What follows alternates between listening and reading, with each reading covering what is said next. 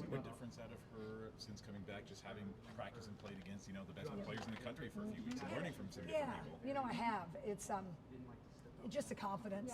She's just when her presence coming back. I mean, she's spent all that time at USA Basketball too. When you're going against the best players in America, which was I'm definitely one of them. 98% of that experience. That was the best thing that could happen because they beat a lot of people 140, right? And everybody plays, and you get the Brazil game, the championship, and you got a couple, Santos, who's playing with Caitlin at Indiana Fever, and then you got Cardosa, Chicago Sky. So then they were starting to play. But I think that was the best thing is she's going against Flauze Johnson, right? And she's playing again with Reagan Beers of Oklahoma, and you just got a lot of different people. She was handling the ball screens beautiful. So on defensively. So I think that all that has really gotten her a lot of confidence to come in here. And we'll just keep working on that vocal. But like today, what I loved, we were doing a shooting drill, and they were missing some uncontested layups because sometimes it just weren't as focused. And it was her voice that says, "Let's make some layups." And she said it with an expectation that I had not heard before. So I was really happy to hear that. When she got the invite from Team USA, did she need a little nudge from you at all? Yeah, she did. I mean, when she got it, she wasn't. She was a little bit hesitant, and you could kind of sense. And she was like, "Well, I'm a little bit nervous." I said, "That's normal." And a lot of people had made the teams before, and she'd never been invited before. And I said, "Well, it doesn't mean that they're going to take them, because if you were invited, it means that you're there for a reason." So I think the biggest thing for Hannah was coming out of this comfort zone, and I had to really tell her that no matter what, if this was just a 3-day deal, you going out there and sizing up, other WNBA potential draft picks, people were going to play during the season or hopefully in the NCAA tournament. None of this can do anything but help you. So then she kind of, okay, so we're going to do it. And then we get out there a little nervous. But I'd heard from some of the, floor coaches, the coaches on the floor, and actually Kara Lawson, who coached the team, they'd have nothing to do with selection. They just coach whoever the selection committee. But I heard the first day Hannah looked a little tentative, but by the second day they felt, they didn't have anything to do with it. They just said there was no way they could not pick her. And that made me really happy. She really took that. And I think that's the biggest thing for Hannah. I've always wanted her to get out of that comfort zone. And sometimes she sets that limitation in her mind and just like, unsure, should I? And we've all seen it, right? When she'll take over a game and all of a sudden she goes whatever, the kids say, the beast mode, and she's rebounding in that rah, all that. You see that, like on occasion, is what I've tried to really work with her on is I just need that, but just your constant level of expectation of yourself and those around you is high. And I've got to believe that you win a gold medal, and you're a key reason that we won a medal is that should translate. And I'm going to keep fanning that flame. When it comes to Layla, just the progression she's made from the first time we saw her, it's pretty evident. But the thing that Layla, and just her ability to ask questions. I think you were explaining something. You were about to rerun it. Then she had, I think it was right when Tegan was on that weak side. I guess. What does that say about her to ask those questions, to really seek out the information, especially being a young player? Just like her, she's got a humble confidence, and she's able to get clarification. Sometimes freshmen will just be waiting, they'll ask their buddy, or they might come and ask you later. But I think that's just who she is and why she was such a sought after recruit. And she just plays with such a joy. I just love how she moves in this world. She's got a lot of gratitude and just really is pleasant. And she also battles some homesickness. That's a long way away. And you just kind of, we talk a lot about how two things can be true. You can really be homesick, but you can really love it here. And she's really navigated that really, really well, because she's got an awesome family, and they're all based in the Northwest. So she's really moving pretty well. And I just think that I like that confidence. I like when the players can know when to ask a question in practice and feel like they're able to do so. And it's cool that she can do it as a freshman. You brought in Emily Rodriguez to kind of fill that Sita Fulter position. Sid did a great job there, obviously, but Emily's an inch or two taller. Just you watch her on the court, she looks like exactly what you would want at that small forward position. Just how well does she fit into what you guys are looking for? I think she's going to be really great in time. The challenge is the system she came from was a lot different of what we're doing, right? And so when they have to think for a while, they kind of lose that for just a little bit.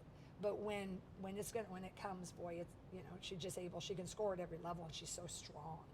And she's got a beautiful touch from the three, and she finishes really well with contact. She's got that pro build.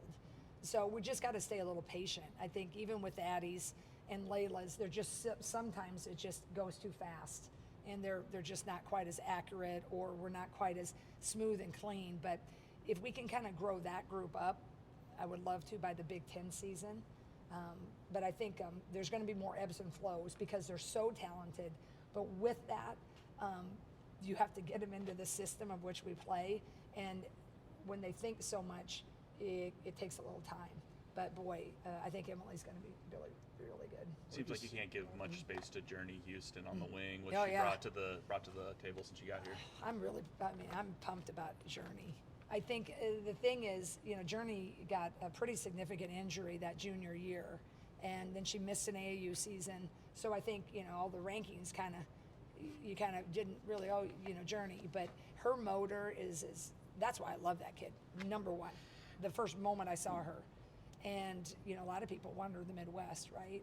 And then she got the injury, but, we were sticking with that. But you never know how they're going to come back. But she picks up quick. She's got a beautiful shot. She's worked on that shot. She didn't have that shot when she was younger, but she had everything else. And she's really, really smart. And I'm really pumped about her. And she's a great kid. I'm telling you guys, all these kids, I love them. I'm so pumped about them. I can't wait for our fans to see them. You've got two veterans, McCabe and Feuerbach, that come back. They're starters, but they might be fighting for a starting job. So what have you seen from them, and what do you need from them? I've seen a lot of consistency. I love that. And I've seen positivity, and I've seen confidence. I haven't seen any worry about that. And that's what you need, right? And I think that'll be the key to this year, probably, right? We have a lot of depth if that develops. I think that's been the beauty of Iowa basketball is we do get to a point where we're really good celebrators of each other. And I really love that. I think, I've said often, I think that's a beautiful thing about teams, but I think I love to see that in society as a whole. But that's the ticket, is whatever happens, if we can give up roles and give up partial roles and take a different role if needed. And that's when you really get to the promised land, and that's what we've done every year. I mean, when we were, Hannah Stalkey after Monica, that's when we shifted her to the 5. And, then we made it to another Final Four with that move, right? Well, Hattie had to give. Sharon Goodman had to give, right? And then last year, we thought we were going in this direction, and we put Hannah back to that. People give. And so this situation will have a few more perimeter players. So depending on how they develop, that might have to be a perimeter player now that gives more so than maybe a true post player. So I just think that the more we're really focusing on, the journey overall and the big pictures to get Iowa basketball, to that promised land. Those two are incredible women and leaders, and they're fighting. And right now, they're looking great, and I hope they keep looking great, because the more they set the standard, everybody keeps chasing that. But I do believe that this team will always defer to the team. That's what we've always been about, is that you fight and claw, but at the end of it, it's Iowa basketball. And whatever my role is in that, they all have really stepped up to handle that. And I do not think anything different this year. I know you had a very special relationship with Megan Gustafson. Gosh. She had a big summer. I mean, just come back from the injury. She has a book coming out, and now she gets engaged. It's so great. It has to be a special moment for you to see that happen and to know what happened in Iowa City. And That was see so her great. today, yeah. Well, I asked her if she was coming back, and I said, could you come and meet with my bigs, especially Layla, and Ava too. But, Layla is just, she's a bigger body, and I really wanted to get her to understand the work ethic and what it takes to get to that level. And Megan's like, no problem. I'd love to come back. So I had to leave recruiting, and I said, well, I need you to come back at this time. I only got to catch a flight, and of course she did. And David, DeLeo, I knew him as a little guy. Oh, really? Because, I mean, get this story. Kay DeLeo used to coach at Indiana State way back early in the day. So she had known Lisa and myself. Then we get the job here. Kay DeLeo coached Iowa City West basketball. And remember the old Game Time League and Prime Time for the men? Well, when that was going on, Kay DeLeo was Megan's coach. Before, so she has sons the same age, right? She has 2 sons. So anyway, Kay's an old coach and just loves Megan. I mean, so all Megan's career, I mean, Kay and I would talk all the time. She's like, gosh, she is the greatest. And I'm always, you guys know, Megan is the greatest human being. I'm like, I know. And this is a superstar that is like, I mean, this kid, I want everybody to meet Megan Gustafson. Lo and behold, fast forward in life. So Megan's operating, and David, her fiance's operating. He goes to prep school. He plays for the Chips, right? Well, Raina Harmon kind of knows him because she used to be at the Chips, right? Anyway, all these connections. So I always told Megan when she went overseas, I said, I am praying for this European guy for you that's going to be good enough for you, you know, because she's like a daughter. They all are. And she's like, okay, coach. You know, she's got a really strong faith. 2 years ago, we're playing at Minnesota. We're at training table. I get a FaceTime call from Megan, but we just sit down. I'm like, oh, that's interesting. I don't take it because I'll just call her right after we eat, 10, 15 minutes. Calls right away, and I'm like, well, I got to step out. And I'm like, hey, Megan, what's up? You all right? She's like, yeah, I just want you to know. You're going to see on my story that I'm wishing a special someone happy birthday. And I just wanted to tell you first that I kind of have a boyfriend. I was like, no way. I said, so great. She's like, well, he plays in France. Yeah. I, well, who is it? She's like, I think you might know him. She says, David DeLeo. I'm like, what? Oh my gosh, great family. And then all the things go and, you know, unfurl, right? Well, just great. And you could tell. You know, when you can tell, like they were perfect for each other. Everybody, when she met her Vegas Aces teammates, Kate Martin will tell you, is like, these two, they're great.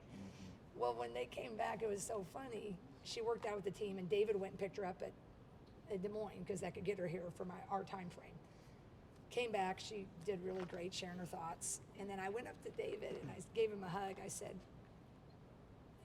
you're almost good enough for her. You're working on it. I think you're getting close, not knowing that was going to be the night, right? Oh, and he just kind of so looked at funny. me, and he was like, I go, I think you'll get there. But I said, you know, this one, you know, kind of just kidding him. So I land, I had to go to Rock Hill, South Carolina. And so I get a text from Megan, hey, can you call me? And I'm like, what? So I'm trying to navigate Charlotte traffic, and then I call him, and David picks up the phone. He's like, hey, Jan. I was like, hey. And he's like, can you FaceTime? And then I'm like, I go, well, I'm actually on the interstate. Give me about 5 minutes. I'll be in my hotel. So I get to the hotel, and then I'm thinking, like, they're both so basketball-y. I kind of thought they were, but I wasn't thinking engagement, really. Kind of passed across my mind, but, you know, you're thinking other things. Get in my hotel, beaming. They're walking. They're both on it. Get the play-by-play. And David said, you remember what you said to me today? I said, absolutely. I said, you got there. Yeah. But yeah, it was so adorable. And so I got to hear from her that night. Had a really, really fun call. And yeah, I'm just happy. You're happy when all of them. Sharon Goodman just got married. Oh, really? I couldn't go this weekend. Lisa and Jenny went on behalf because Emma Bluter got married the Saturday before. But that's our 2 biggest recruiting weekends. And I gave up a half of that one, and you know, I talked to Sharon, and just as long as one of us was there. But we always go to our players' weddings, but it's been kind of wedding season. And now Megan's going to get married, I think, in July. I'm like, what are you people? We've taught you, not July weddings. Yeah. But I'm pretty sure I'll arrange my schedule. Yeah.